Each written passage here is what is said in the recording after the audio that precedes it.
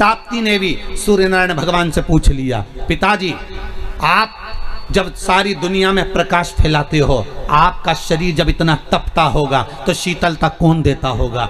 तब शंकर भगवान ने तुरंत कहा, जब कोई भक्त एक लोटा पानी लेकर शंकर पर चढ़ाता है और वो शंकर का चढ़ा हुआ जल गोल जलाधारी से निकल कर चरण से सबसे पहले नीचे की ओर जब आता है, मात्र एक बीते की दूरी पर वो पानी जब बहता हुआ आता है, सूर्य नारायण कहते हैं वो जल मुझे मिलता है और मेरे शरीर की तपन समाप्त हो जाती है। जरा देखिए, लिंग पुराण में उठाकर देखिए, स्कंद पुराण को उठाकर देखिए, और दोनों पुराणों का वर्णन स्पष्ट कर रहा है कि भगवान सूर्य नारायण, इसलिए शायद यही शास्त्र वर्णन करता है, इसीलिए शायद शिव महापुराण में स्पष्ट किया गया कि शंकर की पंचायत में सूर्य भी विराजमान है।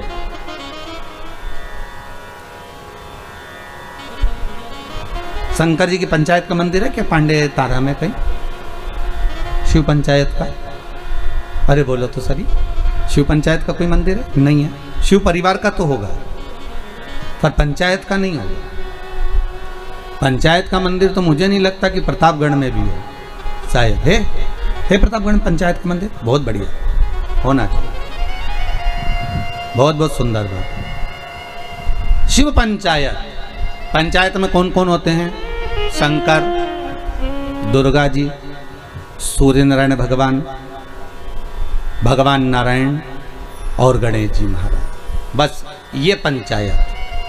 और परिवार में कौन कौन होते हैं? पार्वती, कार्तिकेय, गणेश, शिव, नंदी, ये परिवार। शिव पंचायत में केवल 5, और शायद इसीलिए शिव महापुराण की कथा में जो पंचायत का महत्व कहा गया, उस पंचायत में सूर्य की भागीदारी जो कही गई है कि एक बीता, आपके यहाँ अगर कहीं पर आपने शिवलिंग का दर्शन करा होगा,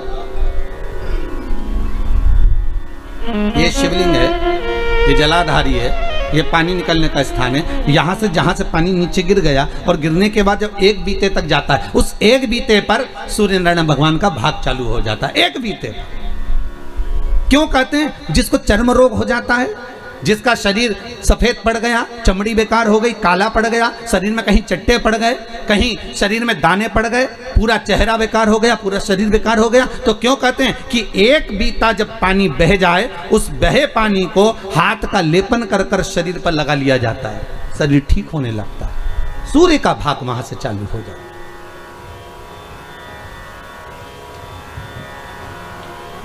शिव पंचायत का बड़ा महत्व है महाराज जी। अगर आप लोगों ने लिंग पुराण पढ़ी होगी या शिव महापुराण पढ़ी होगी तो उसका बड़ा महत्व है महाराज। कहते हैं अदालत में अगर कोई केस चल रहा है, चाहे वो नौकरी से जुड़ा हुआ हो, चाहे सर्विस से जुड़ा हुआ हो, चाहे प्रॉपर्टी से जुड़ा हुआ हो, अदालत में अगर कोई केस चल रहा है और बहुत समय से चल रहा है और उसकी कोई सफलता नहीं मिल रही, कोई सफलता नहीं मिल रही, तो शिव पंचायत के मंदिर में जाकर महाराज 5 पुष्प, एक एक पुष्प एक एक देवता देवी को समर्पित कर दो और उनके चरण में मक्खन का लेपन कर दो। काय का लेपन करना है? माखन का लेपन कर दो और 5 देवताओं के सामने चौमुखी 5 दिए लगा, 4 बत्ती के घी के, गाय के घी के, एक एक देवता के सामने एक एक दिया लगाओ पंचायत का, और काम ना कर कर वापिस लौट कर आ जाइए। वो केस विजयता अगर देगा तो आपके पक्ष में ही देगा, हार नहीं सकते। शिव पंचायत का बहुत प्रबल भाव है महाराज, शिव पंचायत कोई साधारण नहीं होती।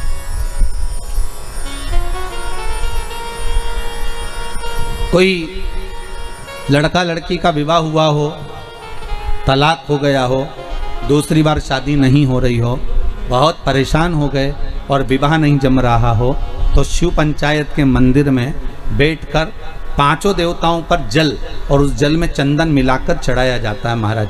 केवल 3 प्रदोष चढ़ा देते हैं, चौथी प्रदोष तक तो बाबा कृपा ही कर देता है महाराज। शिव पंचायत का इतना महत्व है, शिव पंचायत कोई साधारण नहीं होती महाराज। शिव पंचायत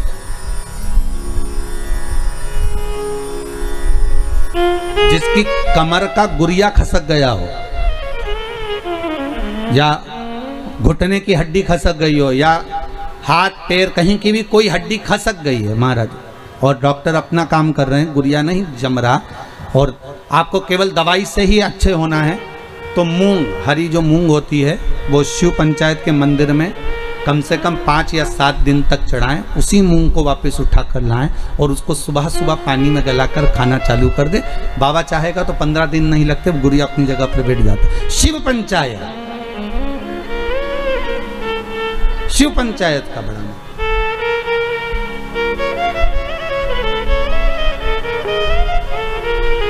सहज नहीं है शिव पंचायत।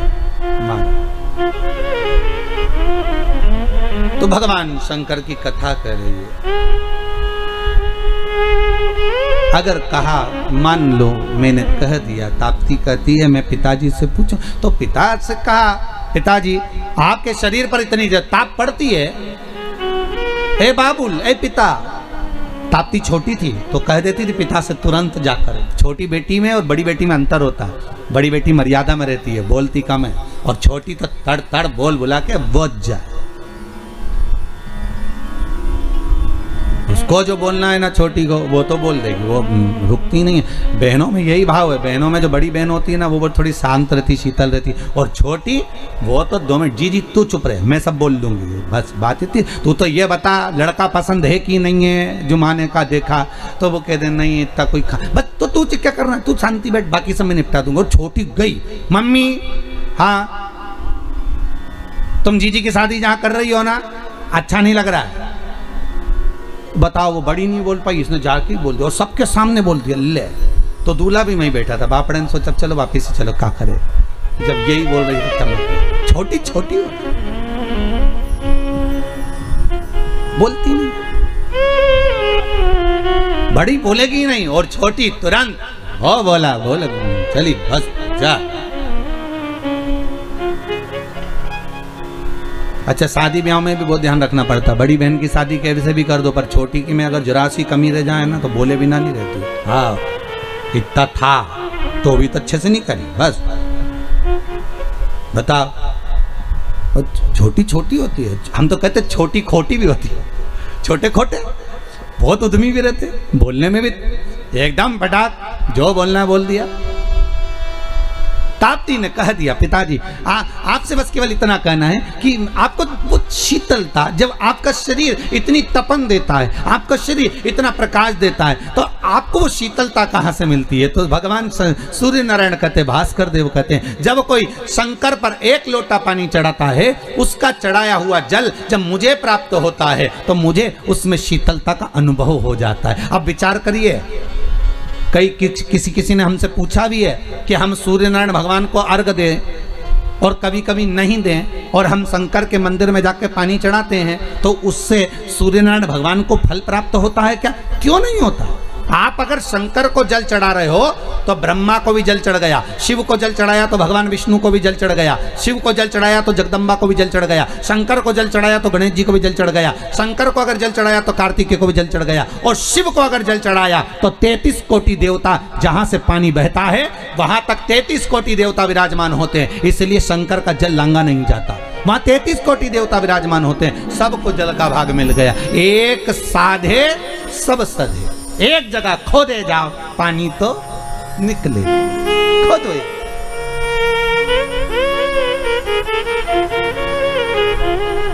मिल गया।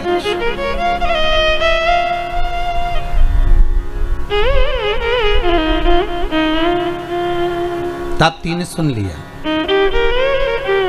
जीजी पिताजी को शंकर जी से भाग प्राप्त होता है, इसलिए तपन नहीं होती। मैं तुझे एक बात कहूं, तू ठाकुर जी को बाद में भजना, कन्हैया को बाद में प्राप्त करना, सांवरिया की तू बाद में हो जाना। पहले एक निवेदन करती हूँ, पहले शंकर का अनुमोदन कर, शिव का अनुमोदन, शिव का स्मरण, हाँ शंकर का स्मरण, हाँ।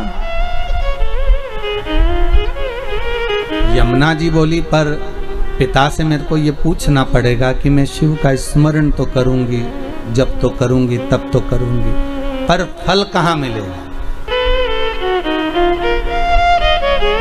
फल कहाँ मिलेगा। बहुत ध्यान दीजिएगा महाराज, शिव महापुराण की कथा कहती है देवलोक में कितना भी अच्छा काम कर लेना उसका कोई फल नहीं मिलता। फिर से बोलो एक बार, किस लोक में? देवलोक में।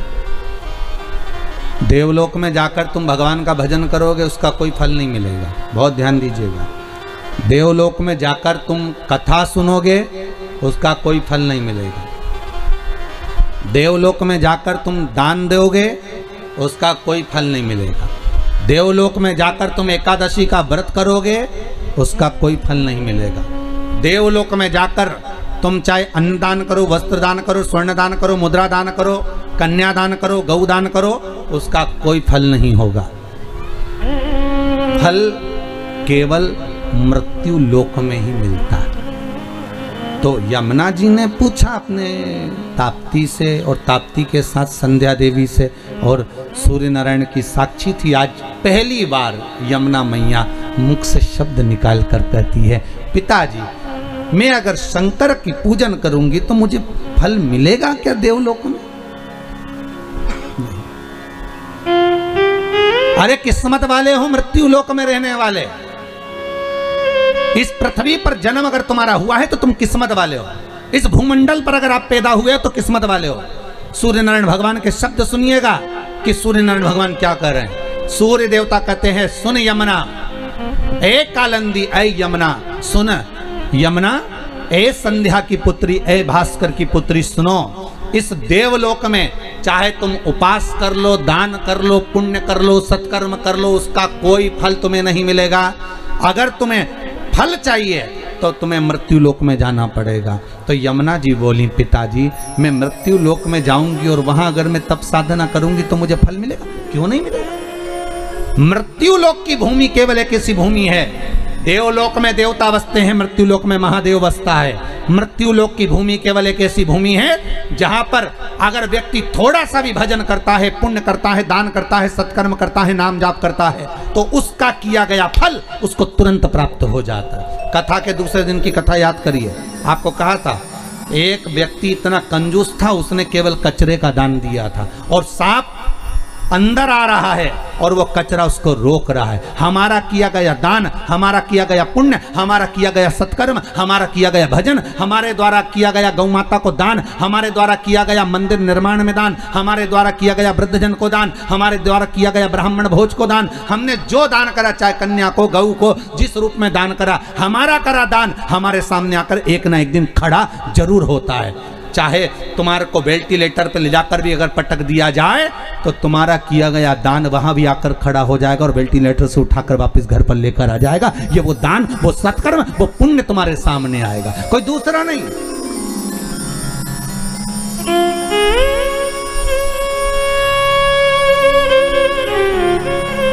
कोई पुण्य होगा।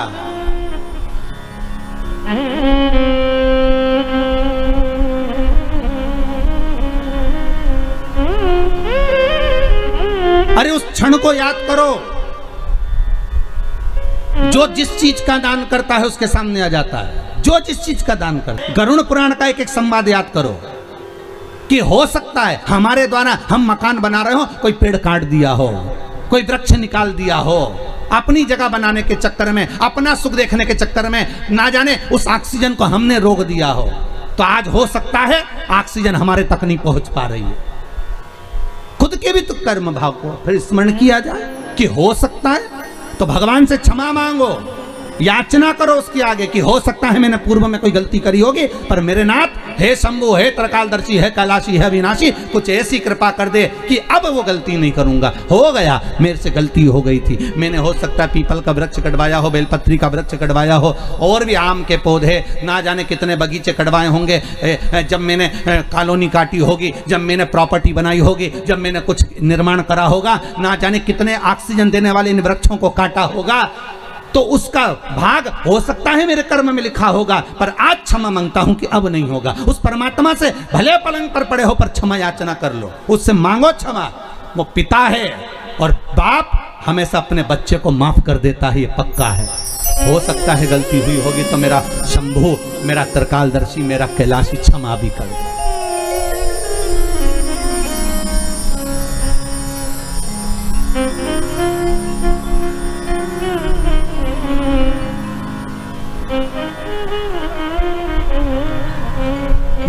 के लिए आतुरता। हो सकता है हमारा पुण्य, हमारा करा गया सत्कर्म, हमारा करा गया पुण्य हमारे सामने आता है, और हमारे द्वारा किया गया पाप कर्म भी हमारे सामने आता है। पाप कर्म भी हमारे सामने आता है।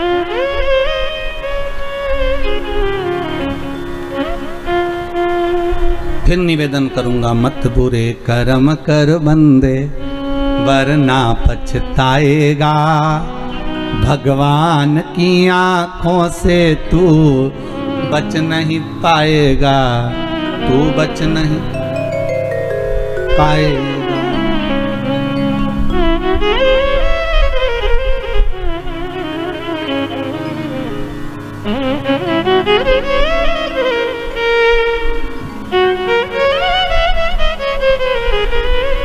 आज एक हमारे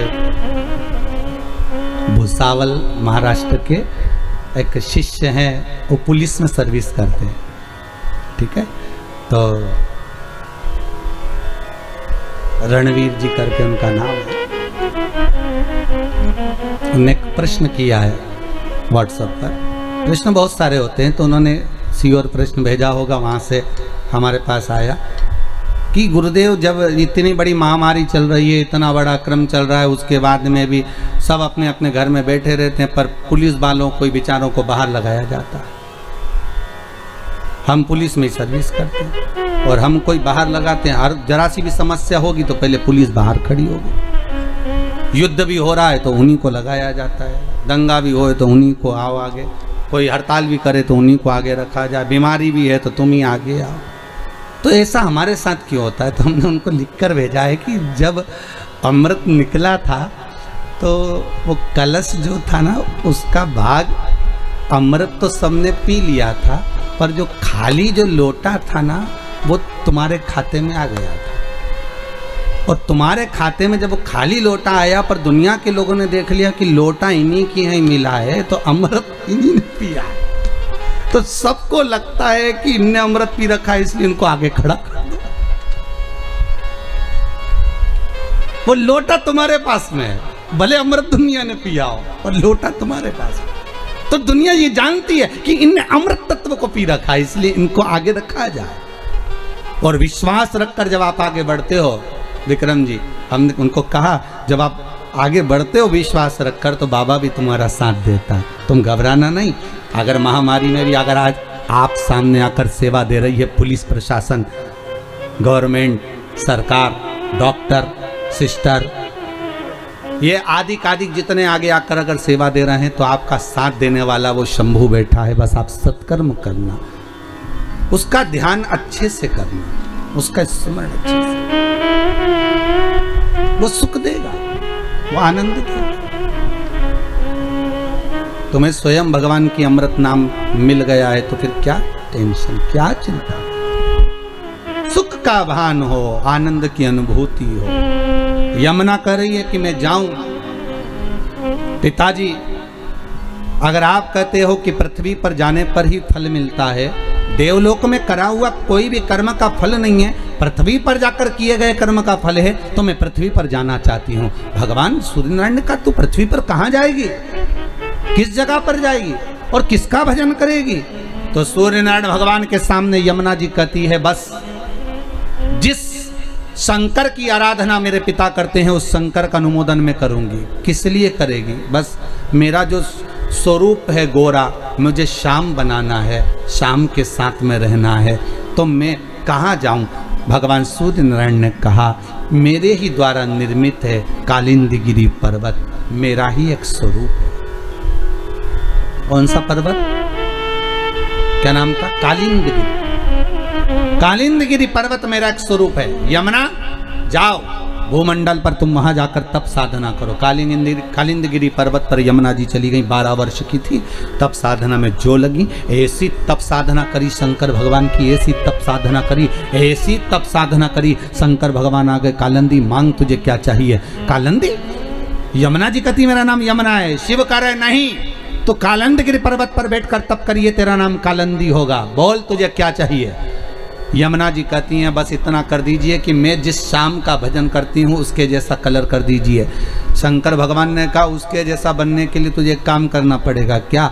जल के रूप में तू प्रवाहित होगी और मैं उस जल में एक डुबकी लगाकर बाहर निकलूंगा तो मेरा कलर तुझे प्राप्त हो जाएगा, मेरी भस्म तुझे प्राप्त हो जाएगी। जैसे ही भस्म तुझे मिलेगी तो श्याम वर्ण धारण कर लेगी। और यमुना ने तप साधना करते हुए जल का वेग लिया और उस जल में स्वयं शंकर भगवान ने बैठकर भगवान नारायण का स्मरण करा तो भगवान का जो भस्म थी वो यमुना जी को प्राप्त होकर यमुना का कलर श्याम हो गया, श्याम यमुना हो गया।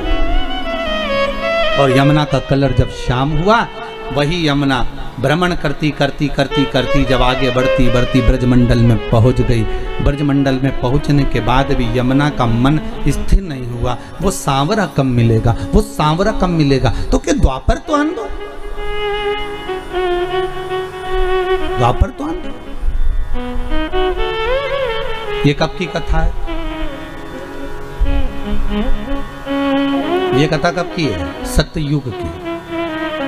अभी आने वाला त्रेता फिर आएगा द्वापर, द्वापर तो आन दो। तो द्वापर आएगा तब तो कृष्ण आएगा, तब तक मैं ऐसे ही बहती रहूंगी जल वेग में। हाँ क्या चाहती हो बोलो? तो कहा जिस ब्रजमंडल में मेरा सांवरा, मेरा सांवरिया, मेरा कृष्ण प्रगटेगा उस ब्रजमंडल में मेरा एक महल बनवा दो मेरे ही जल के ऊपर, मैं उसमें बैठकर साधना करूंगा। यमुना के जल के ऊपर ही एक महल बनाया गया। उस महल में बैठकर यमुना 12 वर्ष की कन्या जब तप साधना में लीन हो गई। कई युग निकल गए, कहते हैं सतयुग गया, त्रेता गया, द्वापर आ गया और यमुना उस कक्ष से, उस कुंज से, उस कमरे से, उस भवन से बाहर नहीं निकली। यमुना तप करती रही और आखिरी में जब यमुना को सूचना मिल गई कि सांवरा प्रकट होकर मेरे घाट के नजदीक में आ गया, पहली बार जब ठाकुर छोटी सी अवस्था धारण कर कर बाहर आए तो वही उस कुंज में, उस भवन में प्रवेश कर गए और यमुना जी का हाथ पकड़ा और भगवान कृष्ण खुद यमुना को निकालकर उस भवन से बाहर लेकर आ गए। यमुना को देखकर सांवरिया बोले तू तो मेरे जैसी दिखती है, मेरा स्वरूप तुझे मिला, तू मेरे जैसी दिखती है। यमुना चरण पकड़ लेती है, कहती है नाथ बस मैं आपकी ही होना चाहती हूं। भगवान ने कहा चिंता मत कर, अभी नहीं, जब मैं बड़ा हो जाऊंगा, मथुरा छोड़ दूंगा, जब मथुरा से जाऊंगा तब कालंदी तुझे लेकर द्वारका जाऊंगा, तू मेरे साथ चलना, मेरी पटरानी बनकर बैठना। जब तक अटकेलियां यहीं करेंगे, यहीं विराजेंगे। सहजता नहीं है यहां।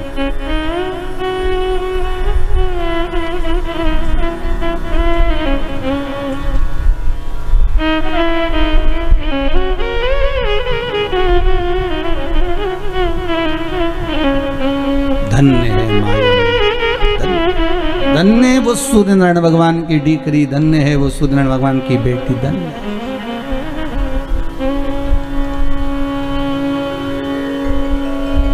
धन्य साधारण नहीं।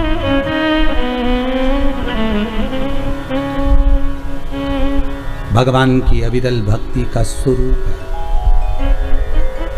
आज भगवत स्मरण का जो सुख का भाग कहा गया वो साधारण नहीं हो सकता। शिव महापुराण की कथा कहती है भगवान शंकर का चरित्र वर्णन करता है। कल कथा जो चल रही थी उसमें अपन ने एक व्याख्यान सुना था मंथन का। उस मंथन में विष निकला तो शिव को मिला, अमृत निकला तो देवताओं को मिला, और देवता अमृत पाने के बाद भी उनकी अभिमतता इतनी बढ़ गई थी कि वो भगवान शंकर के सामने खड़े होकर कहते हैं कि आपने विष पिया तो कौन सा बड़ा काम किया। देखिएगा जरा संबोधन देखिएगा। जब धन का मद आ जाता है, जैसे बाणासुर के पास आ गया था,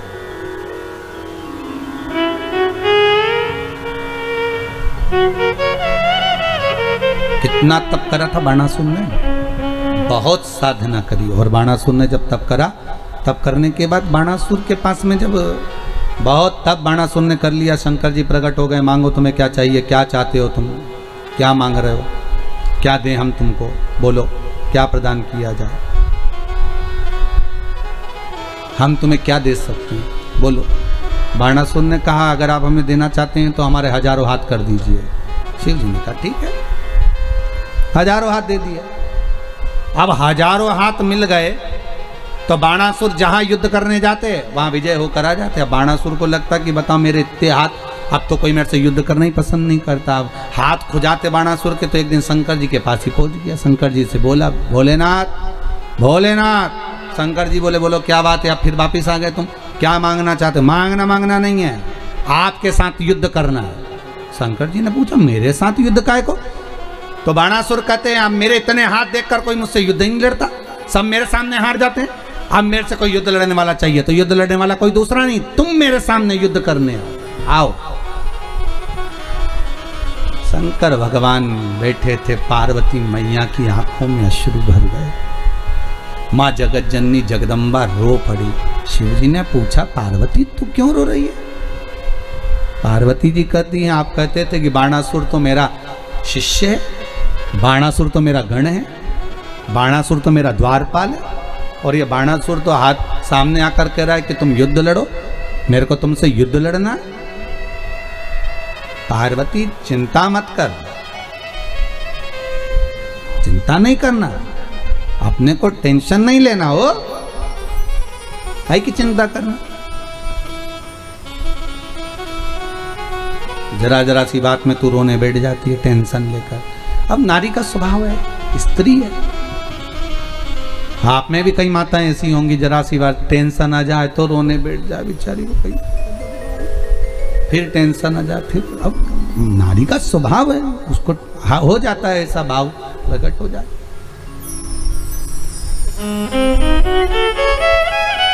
हो गए। क्यों रो रही है? बस आप जान तो रहे हो प्रभु कि वो बाणासुर आपको ललकार रहा है, तो ललकारने दे, तो क्यों चिंता करती है? बाणासुर ने फिर आवाज लगाई, ए भोलेनाथ क्या मुझसे डर गए? शंकर भगवान बाहर नहीं निकले तो स्वयं भगवान विष्णु को क्रोध आ गया, और भगवान विष्णु आकर भगवान शंकर से कहने लगे आप इससे भय खा रहे हो, आप इससे डर रहे हो? शिव जी बोले मैं इससे डर नहीं रहा, मैं इससे भय नहीं खा रहा हूं, मैं डरा नहीं हूं इससे, हो मैं डर नहीं रहा हूं इससे। तो फिर आप युद्ध करने क्यों नहीं जाते? जाओ युद्ध करने के लिए। शंकर भगवान बोले बात इतनी सी है कि अगर जिस बेटे को मैंने एक महल बनाकर दिया, उस बेटे के महल को बाप कैसे तोड़ सकता है? अरे बोलो भाई, आप लोग भी तो कथा सुन रहे हो तो स्मरण करते होगे, आपको ध्यान में होगा पिताजी बेटे का मकान बनवाए और बेटा लड़ाई कर ले, झगड़ा कर ले, तो क्या बाप बेटे का मकान तोड़वा देगा? अरे बोलो जम के, तोड़वाएगा नहीं, माँ मना कर देगी, रहने दो, काय को तोड़वा रहे हो, अब हो गया, झगड़ा कर लिया, कर लेने दो, औलाद तो अपनी है, बेटा तो अपना है, संतान तो अपनी है। पूत कपूत सुने हैं परना माता सुनी कुमाता, कह दिया उसने, कह दे दो, कह दिया ना, कह दे दो। भगवान विष्णु कह रहे हैं तो आप उससे डर रहे हो? नहीं नहीं, डरने वाली बात नहीं है, तो फिर क्या चाहते हो? शंकर भगवान बोले 1000 हाथ मैंने दिए हैं, और अगर मैं ही काटूंगा तो दुनिया के लोग क्या कहेंगे कि भगवान ने दे भी दिया और काट भी दिया। शंकर जी बोले मैं नहीं काटूंगा, तो फिर कुछ तो करो। भगवान शंकर बोले हम क्या करें, अब जो कुछ करोगे आप करोगे, हाथ हमने दिए, काट तुम दो। भगवान विष्णु बोले मैं काटूं? हाँ। तो भगवान विष्णु ने पूछा वो कैसे? शंकर भगवान ने कहा द्वापर में जब ये आप कृष्ण बनकर जाओगे, बाणासुर की कन्या का प्रसंग जब आएगा तब इसके हाथों को, भुजाओं को आप काट काट कर गिराना। आखिरी में अगर हाथ कट गए और यह बाणासुर जब मेरे चरणों में आ जाएगा तो वचन देता हूं कि बच जाएगा, और अगर यह बाणासुर तब भी मेरे चरणों में नहीं आया तो फिर मरी जाएगा। और उठाओ भागवत जी को। बाणासुर की कन्या उषा चित्रलेखा को अपना मन की बात कहती है और चित्रलेखा चित्र बनाती है।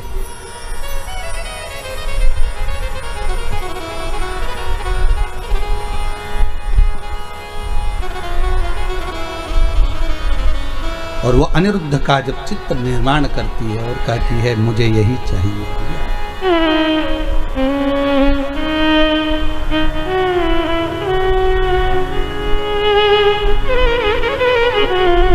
बंदी बनाया जाता है भगवान कृष्ण के पोते को,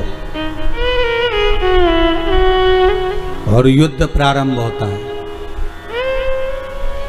बाणासुर जब चले तो शंकर भगवान से कहा आपने वर दिया था मुझे, जब कहीं युद्ध करने के लिए जाओगे तो शंकर भी तुम्हारे साथ युद्ध करने जाएगा, आप मेरे साथ युद्ध करने चलो। बाणासुर का भगवान शंकर बोले कि मैंने एक बात कही थी याद कर, युद्ध तो करूंगा पर युद्ध के मैदान में अगर मेरा रथ खंडित हो गया तो मैं युद्ध नहीं लड़ूंगा, मैं चलता हूं युद्ध करने के लिए। शंकर भगवान तो बाणासुर कहते किसकी हिम्मत जो आपके रथ को खंडित कर दे। चलिए भगवान ने नंदी को बुलाया और रथ पर भगवान शंकर चढ़ गए, इधर बाणासुर चढ़ गए। जो सामने रथ पहुंचा तो सामने द्वारकाधीश, बलराम, अर्जुन सब थे, इधर शंकर भगवान बाणासुर थे, उधर द्वारकानाथ हंस दिए भगवान शंकर को देखकर, शंकर भी मुस्कुरा दिए द्वारकानाथ को देखकर कि वाह प्रभु आज आप मेरे सामने युद्ध करने आए हो। शंकर भगवान बोले युद्ध करने नहीं आए, पुरानी हिसाब किताब करना है, हाथ तुम्हारे हाथों से कटवाना, हाथ हमारे हाथों से। हाँ परंतु दिक्कत एक ही है ना प्रभु, बाणासुर ने कहा है आप मेरी ओर से युद्ध लड़ोगे तो आपको तो लड़ना पड़ेगा। तो शंकर भगवान बोले तुम काय को चिंता करते हो द्वारकानाथ, अगर इधर शंकर है तो उधर भी शंकर है। तुम जो रथ लेकर आए हो वो अर्जुन का है, और अर्जुन के रथ पर जो ध्वजा लगी है उसमें हनुमान बैठा है, और हनुमान मेरा ही प्रतीक है। चतुरता तुम्हें करना है। द्वारकानाथ समझ गए अब क्या करना है, और युद्ध प्रारंभ होने वाला था। इतने में भगवान कृष्ण ने हनुमान को बुलाया, हनुमान इधर आओ। हनुमान जी बोले प्रभु, बोलिए प्रभु। हनुमान जी इधर आओ जरा। हनुमान जी बोले नाथ, राम अवतार में तुमने बहुत साथ दिया हनुमान, अब मुझे कृष्ण अवतार में साथ चाहिए। जी प्रभु बोलो क्या करना पड़ेगा। कुछ नहीं करना, राम अवतार में तुमने खूब युद्ध लड़ा, अब की बार युद्ध नहीं लड़ना। अब युद्ध नहीं लड़ना तो फिर क्या करना है, बस अष्ट सिद्धि नवनिधि के दाता, असबर दीन जानकी माता, राम रसायन तुम्हारे पासा। एक रसायन तुम्हारे पास में है वो भगवान के नाम का है, तुम ऐसी बुद्धि के देव हो, तुम ये बताओ कि शंकर भगवान का रथ कैसे टूटे। तो हनुमान जी बोले इतनी सी बात, इतनी सी बात 2 मिनट में टूटेगा। वो कैसे, द्वारकानाथ ने पूछा। हनुमान जी बोले आप मुझे आज्ञा दो मैं भंवरा बन जाऊं। भंवरा? हाँ।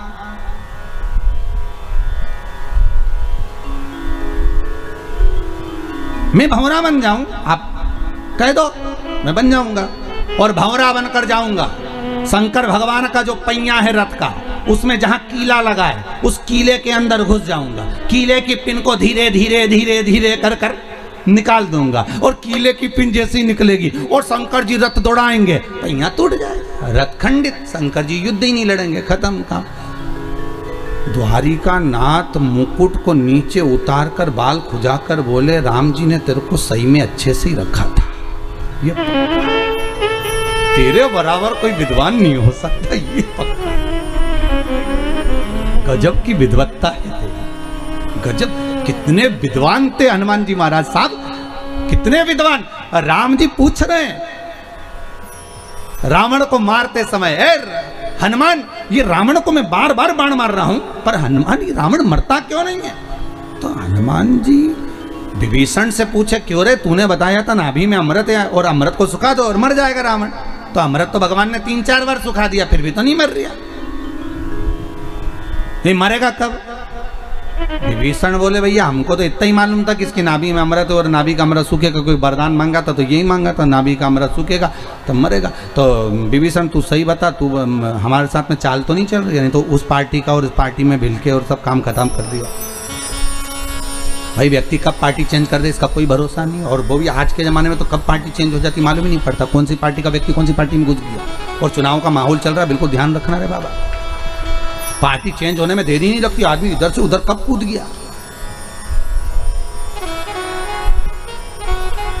किसी ने पूछा पहले तो लोटे बनते थे तो उसमें पेंदी होती थी, आजकल तो बिना पेंदी के, तो क्या लोटे में पेंदी नहीं और लोगों में भी पेंदी नहीं है, कब लुढ़क जाए मालूम ही नहीं पड़ेगा। तो पार्टी कब चेंज कर दे? तो हनुमान ने विभीषण से पूछा, तू सही बता ईमानदारी से कि तू हमारी ओर है कि वो रावण की ओर है? विभीषण हनुमान जी से बोले कि सौगंध खा के कहता हूँ मैं तुम्हारी ओर हूँ। हनुमान जी ने पीछे पलट के देखा, कहीं रावण के रिश्तेदार तो नहीं है, नहीं तो इशारा कर रही हूँ कि मैं तुम्हारी ओर हूँ, और उंगली इधर कर दे थोड़ी सी कि मैं तुम्हारी ओर हूँ। हनुमान थे बड़े, बहुत विद्वान थे। जब हनुमान जी ने लंका में आग लगाई थी ना, तो आग लगाने पर मेघनाथ को गुस्सा आ गया और मेघनाथ ने इशारा करा मेघों को, जल वृष्टि करो। हनुमान जी ने भी घूर के देख लिया, एक मत कर देना। तो ऊपर से मेघनाथ जब जल को बुला रहा, क्योंकि मेघों का नाथ था, उसको आज्ञा थी कि अब मेघों को कहीं पे भी ले जा सकता है, तो पानी बुलवा रहा था। हनुमान जी ने जो इशारा करा तो बादल ऊपर से बोले, मेघ देवता प्रभु हम मेघनाथ की सुने कि तुम्हारी सुने? हनुमान जी बोले, सुनो उसी की, पर पानी के टैंकर में पेट्रोल भर के लाओ। दुनिया के लोगों को लगेगा कि पीने का पानी, पर अंदर से पेट्रोल निकलना चाहिए। ऊपर से जब तुम पानी फेंको तो आग ऐसी लगना चाहिए कि लंका बचनी नहीं चाहिए।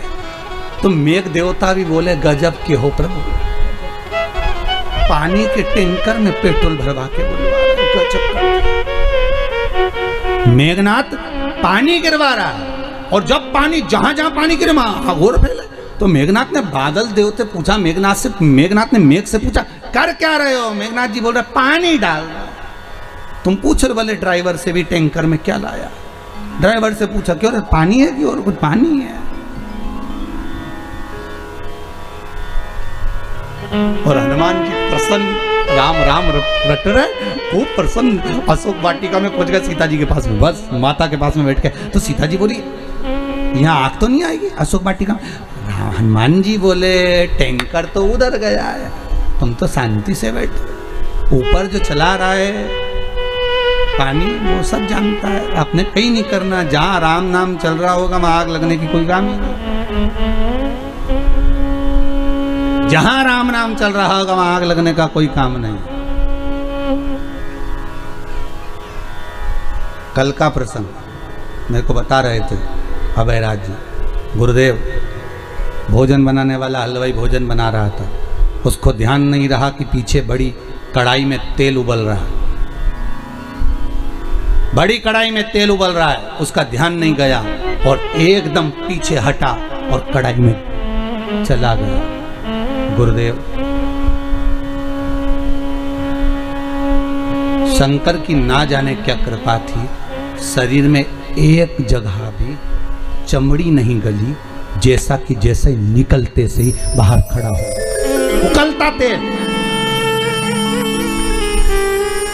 तो अभयराज जी बता रहे थे कि उनसे पूछा गया कि आपका ध्यान कहाँ था, तो वो कह रहे थे कि हमारा ध्यान बनाते बनाते शिव कथा में पहुंच गया था, शंकर ने बचा।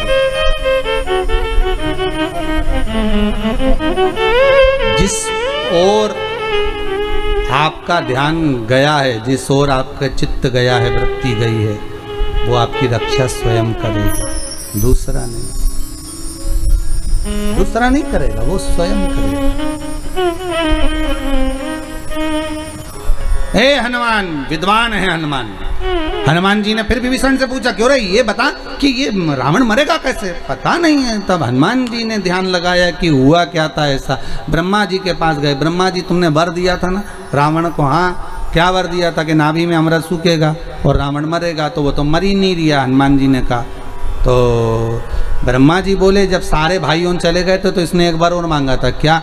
कि जो बाण मेरी नाभि में लगेगा वो बाण भी मुझे चाहिए। अच्छा, तो वो बाण किसके पास है? कि रावण के पास। जब तक वो बाण नहीं मिलेगा और राम जी उस बाण को नहीं मारेंगे तब तक रावण मरने वाला नहीं है, भले कितनी बार भी अमृत सुखा दो। हनुमान जी ने सोचा वो बाण कहाँ से मिलेगा। विभीषण से पूछा, तुझे मालूम? कि मेरे को तो कहीं नहीं मालूम दादा, वो बाण की नहीं मालूम। तो मैं क्या बताऊँ, मुझे तो नहीं मालूम। अच्छा, तो हनुमान जी पहुंच गए, एक पंडित का रूप रखकर सीधे लंका के अंदर सारे स्त्रियों को बुला लिया, इधर आओ, इधर आओ। हाथ देख रहे, तुम्हारा भाग्य ऐसा है, तुम्हारे यहाँ एक बंदर आया था, उसने आग लगाई थी, ऐसा करा था, वैसा करो। बिल्कुल महाराज, बिल्कुल सत्य कर रहे हो आप, बिल्कुल सत्य, एकदम सही बोले। और सब बताते बताते बताते बताते मंदोदरी को मालूम पड़ गया। मंदोदरी बाहर आ गई, मंदोदरी ने हाथ दिखाया, मेरा भाग्य बता दो। हनुमान जी बोले, तेरे भाग्य में तू ही है कि ऐसी जो तेरे पति को बचा कर रखी है, नहीं तो अभी तक तो तेरा पति भी मर जाता। मंदोदरी बोली, बिल्कुल सत्य बोला महाराज, मैं एक ऐसी हूं जो पति को बचाई, तेरे पास में कुछ ऐसा रखा है जिससे तेरा पति बचा है। मंदोदरी बोली, महाराज बिल्कुल सत्य कहा, मेरे पति ने तप करा था, एक बाण लेकर आए थे, वही बाण मेरे पति की नाभि में जाएगा तब मरेगा, परंतु वो बाण तो मैं जिस कमरे में सोती हूँ उसके खंबे में मैंने चुनवा दिया। हनुमान जी टूट पड़े और अंदर जाकर खंबा गिरा दिया, गिराकर बाण को निकाला, राम जी को ले जाकर दे दिया, प्रभु निपटाओ, अभी के अभी निपटाओ, तुम निपटाओ, 1 मिनट की देरी मत करना राम जी। और राम जी ने बाण साधा और रावण मर गया। हनुमान जी जैसे बाण ला कर दिए, विभीषण तो चक्कर में पड़ गया। विभीषण बोले, ये बताओ राम जी, ये हनुमान है कि और कुछ है? राम जी बोले, जानते नहीं हो, शंकर का ये अवतार है, जो कोई नहीं जानता वो आंख बंद करके शंकर सब जानता। ये सबसे बड़ा ज्योतिषी, त्रिलोकी का नाथ। कितने लोग? त्रिलोकी का नाथ, त्रिकालदर्शी, कैलाशी, अविनाशी, शंभु, सबसे ऊपर बैठता है, सबसे ऊपर, सब देखता। हनुमान जी से कहा, जाओ भंवरे का रूप लगकर जाओ। हनुमान जी भंवरे का रूप रख कर गए और वो कीले वाली जगह पर हनुमान जी भंवरा बन कर गए और कीले को निकाल दिया। और इतने में बाणासुर बोला, आक्रमण। जैसे ही आक्रमण का तो पहिया टूट गया। शंकर जी बोले, हर हर महादेव, अब हम तो युद्ध लड़ेंगे नहीं, हम चले हमारे घर। बाणासुर बोले, तुम युद्ध नहीं लड़ोगे तो फिर कौन लड़ेगा? और युद्ध प्रारंभ होना था। बाणासुर ने तो इतने हाथ थे बाणासुर के, चरणों में पड़ गया शंकर भगवान के कि मैं समझ गया, आप मेरा अभिमान चूर करना चाहते थे नाथ, मैं समझ नहीं पाया था, ये हाथ मुझे अब नहीं चाहिए, आप ले लो आपके हाथ। शिव जी बोले, हाथ भले तुम्हारे पास रखो पर अभिमान के शब्द मत बोलो। अहंकार में 3 गए, धन वै भवर वंश, ना मानो तो देख लो रावण कौरव कंस। ये तीनों अहंकार में चले गए। ये अभिमत्ता अगर मनुष्य के वृत्ति में रहेगी,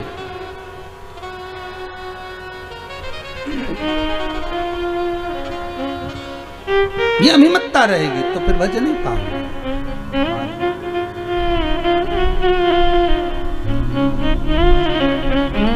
जीवन है तेरे हवाले ओ डमरू वाले, जीवन है तेरे हवाले ओ डमरू वाले, जीवन है तेरे हवाले ओ डमरू वाले, जीवन है तेरे हवाले ओ डमरू वाले, जीवन है तेरे हवाले ओ डमरू वाले, जीवन है तेरे हवाले ओ डमरू वाले।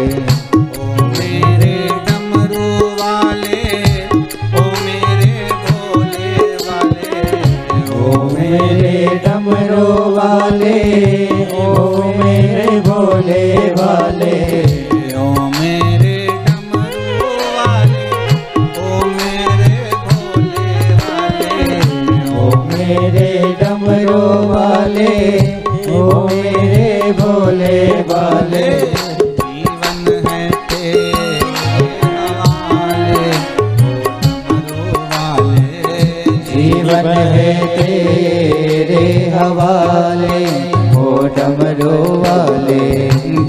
जीवन है तेरे हवाले ओ डमरू वाले, जीवन है तेरे हवाले ओ डमरू वाले।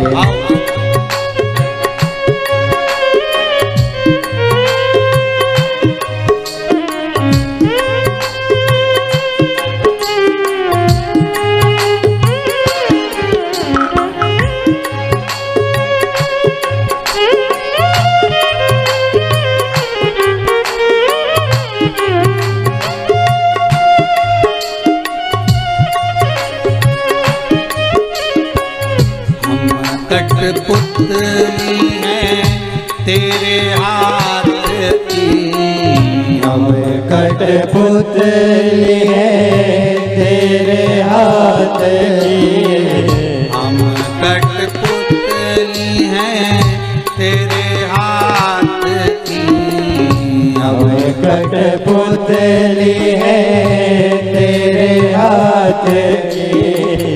चाहे तुझे से न चाले ओ डमरू वाले, चाहे तुझे से न चाले ओ डमरू वाले। जीवन है तेरे हवाले ओ डमरू वाले, जीवन है तेरे हवाले ओ डमरू वाले। ओ मेरे डमरू वाले, ओ मेरे काशी वाले, ओ मेरे डमरू वाले ओ मेरे काशी वाले। ओ मेरे डमरू वाले, ओ मेरे काशी वाले, ओ मेरे डमरू वाले ओ मेरे काशी वाले।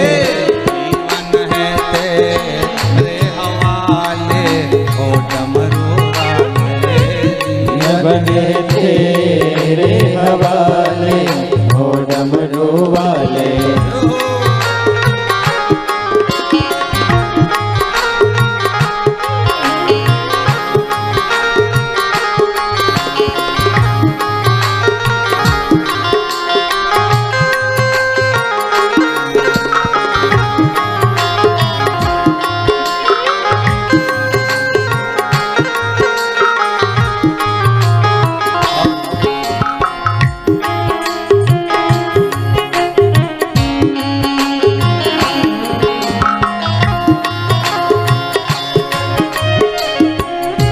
मेरे अपने हुए पराए, मेरे अपने हुए पराए,